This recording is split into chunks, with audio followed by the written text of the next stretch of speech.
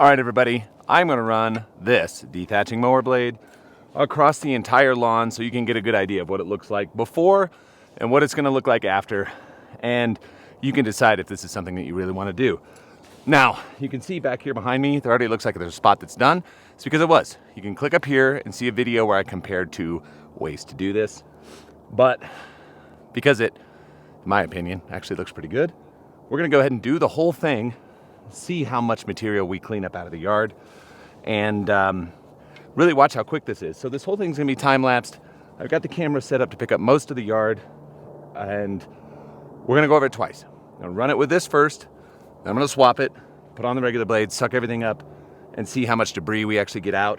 I'm gonna guess five plus mower bags full, but it'll be fun. And I've never done this on the whole thing. This will be the first time.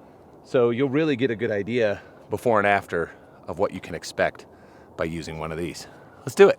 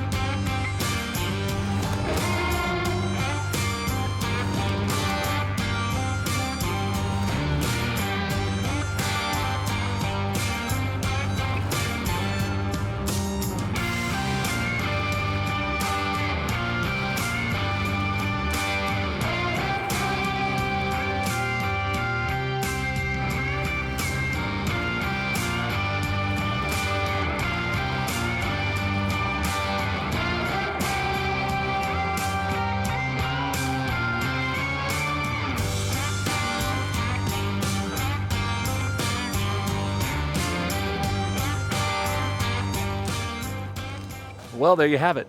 That's what it looks like when you use a dethatching mower blade on your grass.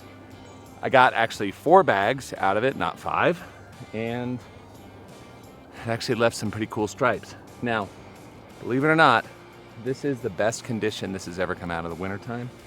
Granted, it's got all these animal damages and things like that, but it's all gonna heal really quickly. Well, let's go get a closer look, and then I wanna show you this like universal fit thing and how it goes.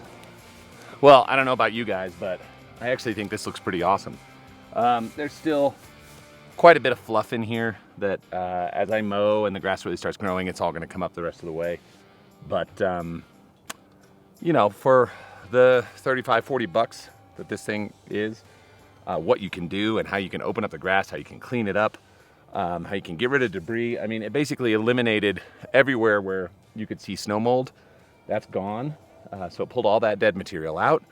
So now the lawn's just breathing, and it's gonna green up very, very quick now, even though it's got this kind of dusky look to it at the moment. That's just because of what I did to it. Now, here's how this thing works. This is a universal system. It comes with a series of washers to fit the prop bolt on your mower. So you can pretty much cover everything off. But here is a little bit of warning for you. For 2 things. Number 1, find the appropriate washer for your bolt to slide through so that it has no movement. 2, use the big fender washer over the top of that to just make sure everything cinches down, and then you should have a lock washer as well on your mower. Now, once that's all into place, you're gonna wanna set this thing up pretty high at first. Raise your mower deck up and take a look and see where this is contacting. Then drop it down into the grass, maybe no more than maybe an inch to start, and get into it and go after it. It's going to shred the grass. It's going to put a lot of torque on the mower, If you're running this with a battery mower, two things I would look out for. One, make sure that you have extra batteries on hand because you're going to wear through them really fast. And two, because of the torque of the electric motors, there's a good chance that you might start slipping belts. So keep that in mind. This actually takes a lot of power to push through. And you could tell by this sound right here that my mower, even as a gas mower, was struggling at certain points. It was bogging down, just trying to push through some of that thicker grass. So keep those things in mind. However, the net result is very positive, and it's not an extra tool that you need to buy like an electric dethatcher or rent or anything like that. It takes literally 20 seconds to swap this thing out, and you can be out getting your lawn all cleaned up for the spring. Don't do this in summer.